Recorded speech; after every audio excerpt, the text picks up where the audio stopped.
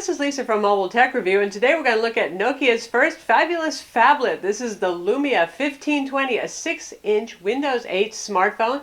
Available in 4 colors. You can see we have red, easy to customize and stylize with. This one is glossy, the others are matte finish. It's available in matte yellow, matte white, and matte black, and in the United States it's exclusive to AT&T, and we're going to look at it now. So here it is, we're in the days of living large, aren't we? Look how big this phone looks in my rather large hands. This is a 6-inch full HD smartphone, the first phablet for Windows Phone 8, and it's a pretty exciting piece. Now, why is it exciting? It's not just that it's huge. Huge has its limitations. If you watch my HTC One Max review, I was saying sometimes a phone seems like it might just be getting too big. And speaking of that, Max is 5.9 inches. Let's just compare them right next to each other. They're both very large phones. They both weigh over 7 ounces.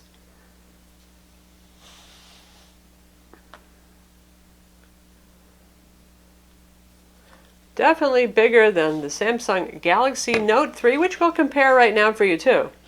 And here it is next to the Note 3 itself, quite a big phone, not as big a display as the Nokia, but still you get the idea. I think the Note 3 still reaches about the biggest size you can get and still call a device handleable, but that's always up to you and the size of your hands and what you want to do with the phone. Alright, so what makes it so special then, if just being huge isn't enough anymore? It has a lot of neat things inside that we haven't seen in a Windows phone before. So we're not just upping the screen size like the HTC One did. We have all sorts of internal improvements. This is the first quad-core Snapdragon 800. Windows 8 smartphone, for example, has Wi-Fi 802.11 AC as well. So we're seeing the same high-end specs on this that we would see on a top Android phone. It used to be Windows Phone was always almost a generation behind in specs with Android, and that was somewhat okay because Windows Phone is highly optimized and doesn't really need so much processing power, but still people are specs conscious, and it's kind of nice to say, hey, for my $199 on contract, I'm getting the same thing I could get with an LG G2 or a Samsung Galaxy Note 3 in terms of specs. By the way, AT&T is running a special right now with the introduction of the phone for $99 on contract. It's $540 to $584 if you're going without a contract renewal with this. Depends on your AT&T store as what the pricing will be. So relatively speaking, about the same as some of the top Android phones. A lot cheaper at retail than the Galaxy Note 3 right now. So let's dig a little bit deeper here. Full HD IPS display, absolutely gorgeous. Nokia always has lovely displays, wide viewing angles, very bright, super touch sensitive. You can use this with gloves, for example. Gorilla Glass 2 on the front. Nokia is kind of beveling to the glass there, so it looks distinctly like a Nokia phone, doesn't it? And it's very attractive. You can see the good viewing angles there. And something else that I like is Windows Phone 8 makes good use of the screen real estate. Full HD, that's another thing that's new for Windows Phone 8. Before, we've seen only 720p devices.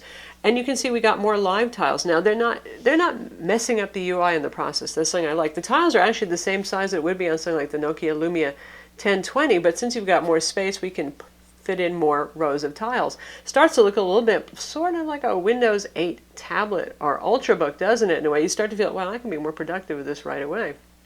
Black levels are good on the display. It uses Nokia's clear black technology. They never quite tell us what that means, but it's got nice deep blacks without having to be AMOLED. Colors obviously are vivid and pop very nicely. And the overall design of the phone is just, well, quite attractive. Distinctly Lumia, like I said, and this is the only color that is glossy, so for those of you who don't like gloss, keep that in mind. This is a kind of slippery phone, especially because it's big and it's over 7 ounces, like I said, 206 grams. So, yeah, that's the only drawback. I think red looks great, but the only drawback is it's even more slippery. If you get the matte yellow, matte white, matte black, they'll be easier to hold on to, and they might not call as much attention to themselves. Whether you like that or not, it's up to you. Right here we have our Carl Zeiss lens and dual LED flash on the back and a 20 megapixel camera. The lens is 2.4, so that's pretty fast. Not the fastest we've seen on a phone, but it handles low light particularly nicely, as you'd expect from Nokia. And the sensor size is 1 to 2.5 inch, so it's not as big as the sensor on the Lumia 1020, which I think is going to stick around for a long time as Nokia's super duper flagship. But you're talking 41 megapixel versus 20 megapixel. You get the idea of the difference. Still, 20 megapixels right here, wow, that beats most phones. And we'll talk about the camera a bit more later.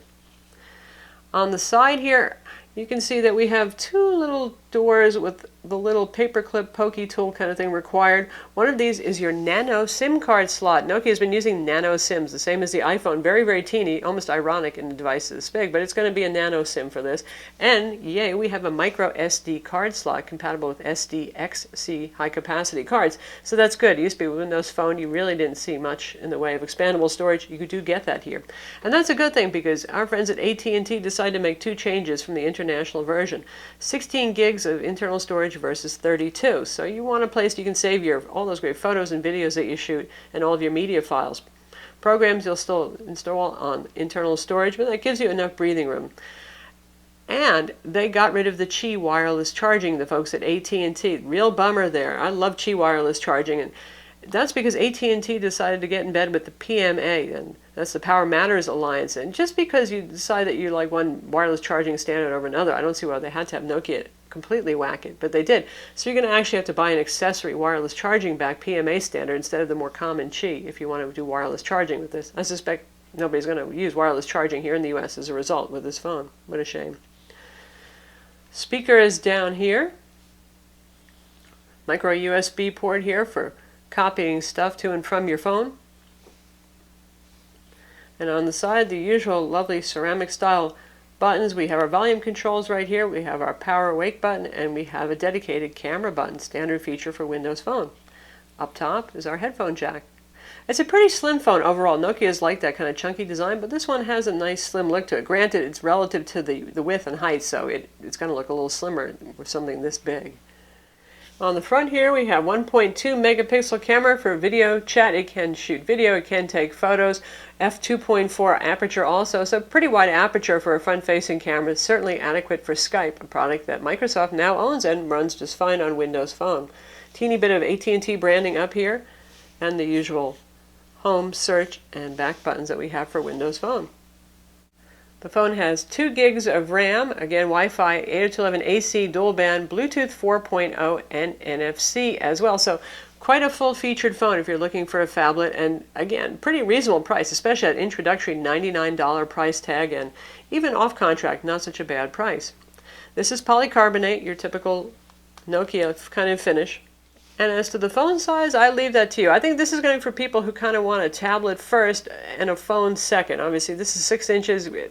Think of all the 7-inch tablets on the market. You're almost there in terms of size, which can be wildly empowering or it can be intimidating depending on who you are. All your standard Windows Phone stuff is going to be here. You've got your great contacts that integrate social networking, built-in Xbox Live game integration, of course MS Office. This is the baby version of MS Office. You don't get all the full features that you would on a Ultrabook, a laptop, you get the idea, but it's certainly good enough to do basic editing of MS Office files.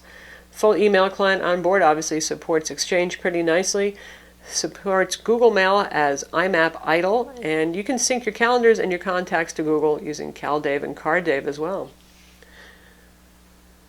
Nokia and AT&T bundle some stuff on here, and if you don't want it, the nice thing about Windows Phone is you can just get rid of it. No, I don't mean just get rid of the live tile, like say I don't want Hulu Plus, I can get rid of that live tile. You can just uninstall anything that you want. Just swipe to here and you can see all the stuff that's installed from AT&T. I don't want AT&T radio, so I'm going to press and hold and just choose uninstall. Bye-bye. Don't you love that? Don't you wish every phone would let you just whack the carrier bloatware just like that? So for those of you who are not familiar with Windows Phone 8, this is how you see all your applications listed alphabetically. So it's not just the ones that are live tiles. Now, the idea with live tiles is they should be updating, and like my weather is updating. My friends switch their pictures every once in a while. It tells me how many apps in the App Store I need to update, how many text messages I have, how many Gmail messages, how many email messages. As you can see, the screen is very, very sensitive. High sensitivity is turned on right now, and that works with gloves. For everyday use, you might want to turn that off. One of the neater things they bundled is Zinio. Zinio is actually available for Windows Phone. Now, Zinio on a 4-inch screen is kind of like a punishing experience, so we're going to show you right now that it's not so bad once you go up to 6 inches. Where's my magazine? I want my magazine.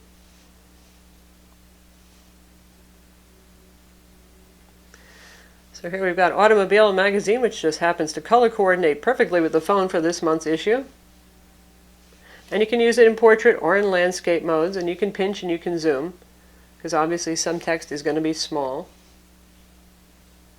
And this has reading mode as well, which flows everything into text that you can see, but it looks pretty darn gorgeous. And let's make our way to an article so we can actually see. Like, here's some text. And it actually is pretty readable. If you just want to stay in the pretty layout, you can do that. Or you can switch over to flowing layout. So it's actually something that I find pretty tolerable and enjoyable for a change on a phone. Normally I would never use Zinio on a phone because page layout's the gorgeous thing you want to see. Page layout is not so great on teeny screens. Windows Phone has a really good built-in keyboard that really could rival the iPhones for some of the most responsive and easy to use keyboards. And you can see here it's certainly living large and pretty easy to use. You still have to hit the number button to switch between letters and numbers, but we're going to take a look at IE Mobile, which is built in here. You also get DirectX 11 Mobile built in for gaming, which is pretty neat too.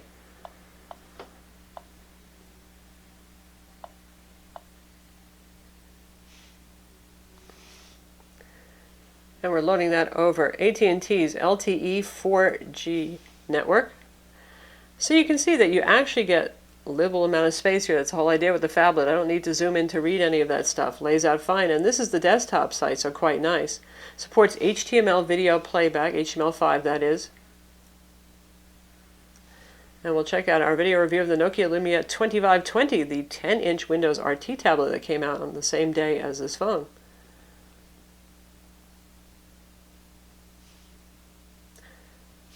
Speakers are not that loud. For something this big, I'd like something a little bit louder. We're at 20 of 30 for our volume level right now. This is Lisa from Mobile Tech Review. Bad. Today we're going to look at the Nokia Lumia 2520. Yes, it's a Lumia. No, it's not a phone. Obviously, this is their first 10.1-inch tablet running Windows 8.1. There's a built-in video player handling that. It does a nice job. And for those of you who want to do something more than just watch YouTube videos, by the way, there's no YouTube player on this from Google. They keep whacking the YouTube players, but still, MetroTube is a great third-party YouTube player, or you can just use the web browser to go there. But for those of you who want some more excitement besides that, obviously Hulu Plus is available. There's also Netflix. Now, Xbox Live for the music and videos. Oddly, with Windows Phone 7, you could rent and buy movies, and it's gone for Windows Phone 8. Microsoft said they're bringing it back, but they've been saying that for a while. I think they should just actually get to the task and make those available now. You can sideload your own content. We put a bunch of videos on here. That's not a problem. You can put them on a storage card. Like I said, you don't have to clutter up internal memory. Our dialer, here it is. It's bigger than a jitterbug. Yes, it is. This is about as big as you're going to get for dialing on a phone. Very sparse, minimalistic kind of thing. You do have access to your contacts, your call history, all that kind of thing. You can even search in your call history while you're in the dialer. But call quality has been very good on this. Nokia does an excellent job with the voice, and they have great microphone technology. And despite the fact that it's large and you might look a little bit funny holding this big thing to your head, voice quality is good, and the fact that the earpiece and probably will drop the microphone's not very close to your mouth if you're holding it to your head has not been a problem so far. So actually a good voice phone. Clearly you can use a wired headset or a Bluetooth headset. That might be preferable for those of you who are a little bit shy of holding up a big board to your head. Those of you who own an Xbox or you've used the Zune or previous Windows Phone or even Windows 8 will recognize the kind of treatment that we get here. This is the music player right now, very nice. And you also get Nokia Music Player, Nokia Mix Radio, which is some free streaming playlists that are pretty good. But we're going to check out a tune. So this is what it looks like, very nice presentation.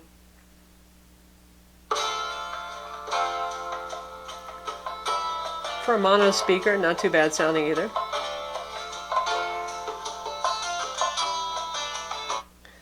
And video is obviously particularly great on a screen this huge.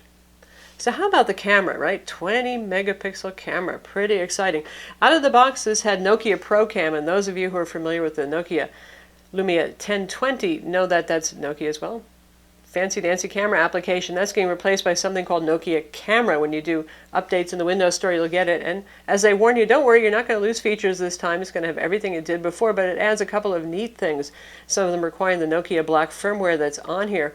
You can shoot in DNG format. That's digital raw format. So pretty fancy stuff. Also like the Lumia 1020, you can shoot by default taking a 5 and a 19 megapixel companion image. So 5 megapixel handy for sharing. You don't want something absolutely huge if you're mailing or social networking. The 19 megapixel for having the full resolution, and you can do things like crop without having lossy zoom kind of going on. Rather than using digital zoom on it, you can just crop to an image and not lose anything. So that's a very nice feature to have. And let's take a look at the camera. Seriously large viewfinder, and you can use this in portrait mode too, and these will just kind of do a nice little graceful curl over. And you can ignore all these settings if you want to, or you can go to town playing with them. So say I don't think that the white balance is good right now, although actually it pretty well is.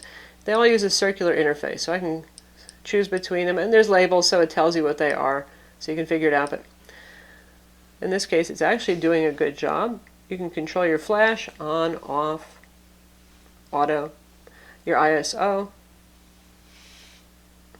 your shutter speed. They got some crazy settings here. You can go to quarter a second. You can actually, it's just great. Wow, 4 seconds. This is like having a real camera. So the settings here are pretty impressive. Brightness control, you get the idea. And then when you're done,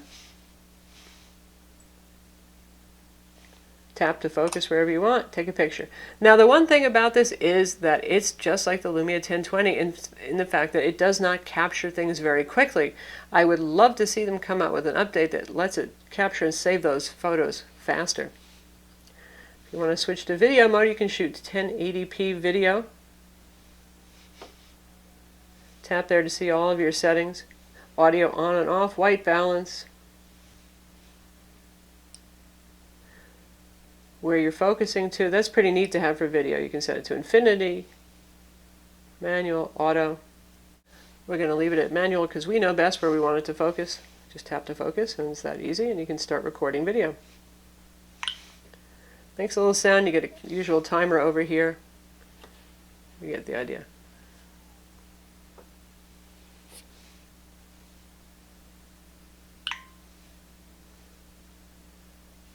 And then there are more settings. You can switch between which camera you're using. We've got bracketing, we've got a timer. Lots of camera settings here, very nice stuff. And you can also use Nokia lenses, the most interesting of which, that again requires the Nokia Black firmware on this, and the Nokia 1020 is the refocus one. So you say you've got a picture and there's a lot of grass over here, and then there's somebody in the distance, maybe hitting a baseball or something like that. You can tap and tell it which part of the picture should be in focus. It's kind of fun, creative stuff. And then there's Cinematograph. They've got their Storyteller, which uses time and location to create a photo montage of stuff. All very nice. If you're into photography, definitely a nice product to use. You also get Nokia Here Maps, which is an excellent mapping solution. You can see we've turned on various kinds of POIs over here in our places, and we can get further details on them as well. You get transit directions, you get driving directions. It's a very nice solution, and you can actually download maps for offline use. So if you don't want to use your data connection to download giant honking maps when you're on the road, you can pre-download them to your device as well. Good job from Nokia with Here Maps. And in terms of the third-party app store, it's improving. You know, it's still not up there, certainly with iOS or even Android, but you can see that a lot of the popular things are here. We got the Weather Channel, we got Hulu Plus, we have Netflix. There's actually Instagram now. Well, fine, and there's WhatsApp. So I think that there's plenty enough software here, and that's downloadable from the store to keep most people entertained. And certainly, there's a nice selection of games too. Though, interestingly, Microsoft goes to the beat of their own drum there. You'll see a lot of Xbox-related games, but you won't see some of the really top games that are popular on the other platforms right now. No, that's not always true. Like Asphalt 8 is really hot right now, and you'll find it on the phone too. Speaking of games, let's check out games and see how it plays. Given the super fast CPU on this quad-core Snapdragon 800 CPU on here with Adreno 330 graphics, this is the most powerful Windows phone on the market, so it should be more than up to handling any of these games. Now let's check out Mass Effect Infiltrator and see how that plays.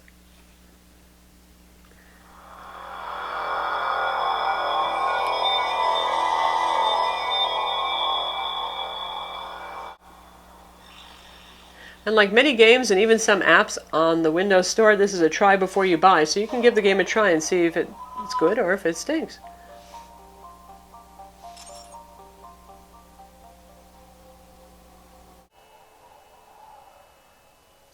Select your target. Align your resident with the target.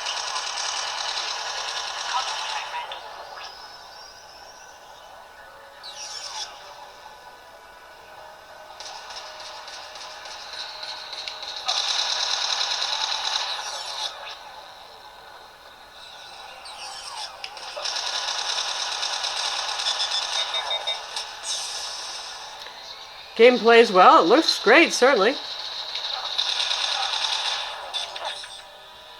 Go, Geth, go.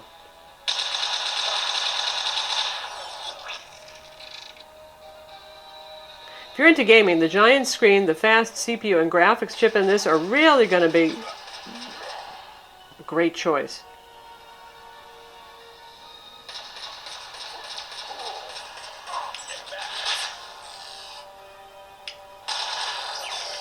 So that's Mass Effect Infiltrator on the Nokia Lumia 1520.